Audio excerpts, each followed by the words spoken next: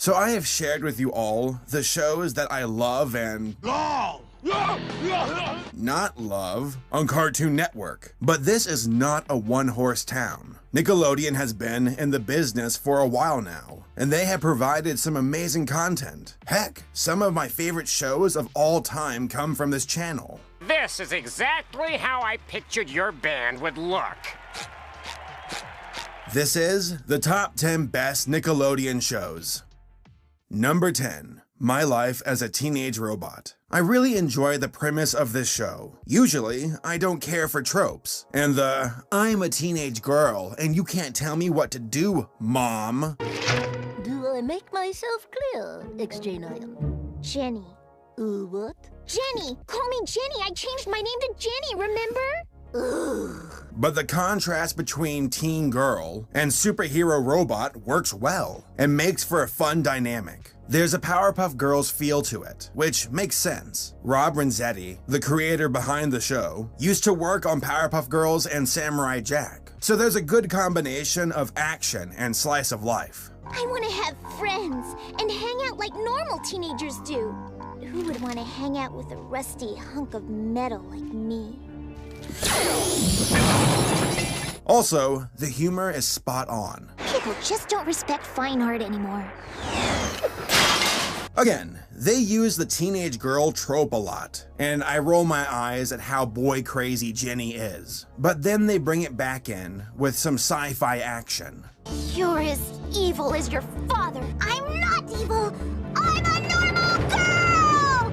I am normal! Number 9. The Loud House. What a pleasant surprise. Nickelodeon has been stuck on the SpongeBob trend for years now, so it was nice to see something that was different and actually succeed. The Loud House is about a boy named Lincoln and his 10 crazy sisters. I don't know why, but I get a Schoolhouse of Rock vibe from this. Maybe it's because of the character designs or the backgrounds. Usually, I don't care for generic characters who are summarized by a single trait. The funny girl, the music girl, the smart girl, the goth girl. But the show is able to flesh things out a bit. It takes some time to get there, but they get there. And I got a new outfit for half off, which was weird because none of it was missing. Duh. The show sets a solid precedent for current Nickelodeon, and that they should invest in new shows. That there is an audience out there that's hungry for fresh cartoons, and The Loud House was a step in the right direction. Number 8. The Angry Beavers. This is such a wacky show.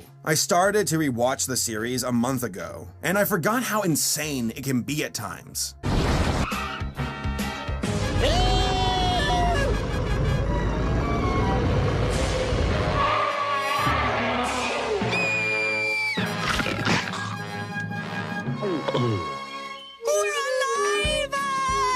Where in the name of Deus Ex Machina did that T-Rex come from? Its humor is definitely its strongest trait. I don't typically laugh out loud while watching a show, but Angry Beavers constantly gets me. Another outstanding trait is the voice acting. I don't know if it's deliberate or if they are just told to do whatever they want, but the final product is amazing. The voice actors for Norb and Dag deliver lines with this weird inflection and have this goofy flow to it. Say, Dag, why don't you check the front porch? The front porch? See if any special handling instrucciones came with the car. Instrucciones? Look all around!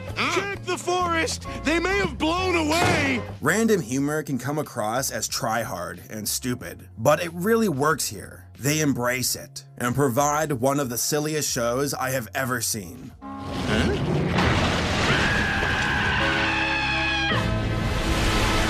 Ari blows! Number 7. The Wild Thornberrys. I remember when this show came out. It premiered alongside Cousin Skeeter, and all of the kids at my school were looking forward to it. We all kind of dismissed the Wild Thornberrys and only cared about Cousin Skeeter, but after both shows aired, our opinions completely changed. It shouldn't be too surprising why. A big reason why I initially wasn't too excited for the wild thornberries was due to their designs, and I did not like their mouth hanging on the chin thing they had going on. Sorry, Deb. I guess we'll just have to play Castle in the combi. What? Despite the weird designs, I gave the show a chance, and I really liked what I saw. The premise was fun, and the characters had good chemistry. Also, I was a fan of nature documentaries, and the show did a good job of showcasing animals from different parts of the world. They even map out the geographical location of a specific episode in the intro for the show. Eliza might have been the main character, but Tim Curry as Nigel steals the show. He is just so charming and funny. I'll do this with my hands. Number 6. The Fairly OddParents. There are a couple of shows on Nickelodeon that have overstayed their welcome. Fairly OddParents is one of these shows, but that's not to say it's not good. Heck, when it first came out, it was one of my favorite shows, and my friends and I would quote it at school all the time. You're my new best friend. When dealing with magic, the sky's the limit, and the show took that to heart. Aliens, monsters, superheroes. There was even a crossover with Jimmy Neutron. The characters are fun and have good chemistry, but my favorites were Timmy's parents. I loved how blissfully unaware they were of Cosmo and Wanda, even though the proof was usually right in front of them. Also, they were super funny. And this is where I'd put a trophy. If I had one! Number 5. Invader Zim. What a dumb show. The characters are idiots. The world it takes place in is disgusting, and the jokes are absolutely stupid. And I freaking love it. The gritty universe of Invader Zim, it just works. From nasty humans eating at a fast food joint to gross alien biology. Invader Zim is one of the few shows that utilizes gross humor properly. I've been working out. As I said, the show is stupid, and it knows it. That's why they embrace it. You have an incompetent alien, a dim-witted robot, a mentally disturbed boy, and a little goth girl who could care less about any of it. Oh, and a professor who doesn't wear any pants. Power is restored to the Earth once more. It's a good thing I exist! It's random, it's grim, it's awesome. As I said before in my top 10 best Cartoon Network video, I am a big fan of robots, and Invader Zim delivers. Massive armadas of machines and mech fights. It makes the world feel bigger, but in a good way. Number 4. Rugrats. Rugrats was my first favorite show. I remember watching other shows as a child, but Rugrats stood above them all. At the time, I didn't really know why. Baby humor wasn't funny to me, but I still enjoyed the show. Years later, I rewatched the series, and it started to make sense to me. It's the characters. Plain and simple. They work so well with one another and make for a fun show. Yeah, the adventures the babies would go on were sometimes crazy, but I wouldn't really care if it wasn't for the characters. Tommy, the fearless leader. Chucky, the scaredy cat. Phil and Lil, the comic relief. And Angelica, the bratty kid who would boss everyone around. Here's your pudding, Angelica. Oh, that's okay, Uncle Stu. I'm not hungry anymore.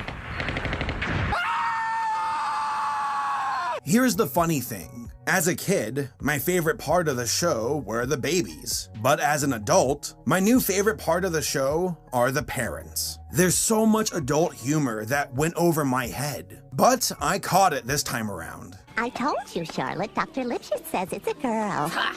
That windbag thought Phil and Lil were intestinal gas. Face it, darling. Riding high, it's a guy. Well, you know what they say. Born under Venus, look for a... Hello? This was the first show that Nickelodeon truly pushed. I feel that they jumped the shark when they made All Grown Up into a spin-off series. After that, I didn't really care anymore, but the old episodes are still good and hold up to this day. It's 4 o'clock in the morning. Why on earth are you making chocolate pudding? Because I've lost control of my life. Number 3. Avatar: The Last Airbender. The Last Airbender proves that an overarching story can succeed on a children's television channel, but that doesn't mean that adults can't enjoy it though. Avatar can have its silly moments. I was wondering if you would like to go out sometime. He'd love to. Great. I'll meet you in front of the shop at sundown. And serious moments. Happy birthday, my son. If only I could have helped you. The universe of Avatar is unique in that it combines fantasy elements with that of actual human history. Earthbenders, they step, a stone jumps up out of the ground, they smack it, and wham, it goes flying. Also, the characters are fantastic, with Uncle Iroh being one of my favorites of all time. And the animation is superb. Dynamic battles displaying different angles that flow smoothly.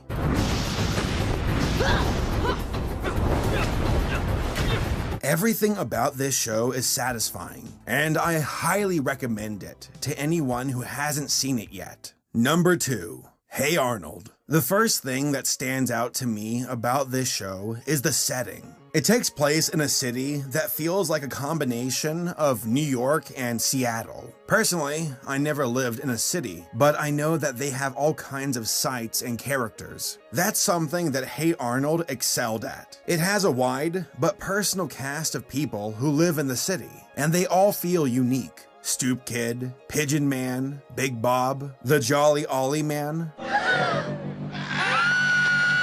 The combination of characters with a setting make for a wonderful world, one of fun and wonder despite being just a bunch of kids in a city. The cast of characters have great interactions, from the brashness of Harold, to the kindness of Arnold, to the obsession of Helga. They all just come together so perfectly. The greatest trait about the show, though, are the lessons they teach. They don't come across as pandering, and can apply to anyone, regardless of age. That's not easy to do, but Hey Arnold was able to pull it off. I'm super excited for the Jungle movie later this year. It looks excellent, and I think Arnold will get the closure he deserves. And number 1, the best show on Nickelodeon is...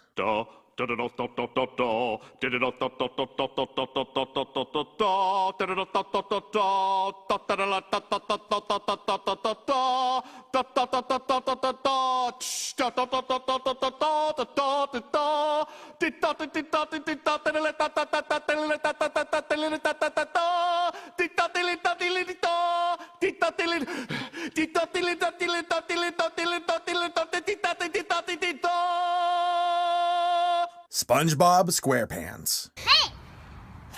You already said that! This show is lightning in a bottle, which is why Nickelodeon refuses to let it go. It has been going on since 1999 and shows no sign of yielding. There's even a third movie for 2019. So this is the thanks I get for working overtime. The first few seasons of SpongeBob were legendary. I would even compare it to the same levels of Looney Tunes and Tom and Jerry. The stories and jokes were some of the funniest I have ever heard on television. I mean, there's a reason why SpongeBob remains to be one of the most quotable shows of all time. No, Patrick, mayonnaise is not an instrument. Horseradish is not an instrument either. The show embraces the strengths of its characters. Patrick and SpongeBob are like these dumb puppies, while Squidward is a grumpy cat who can just never win. It reminds me of Bugs and Daffy and how they would go back and forth with one another. Could I have something to eat? No.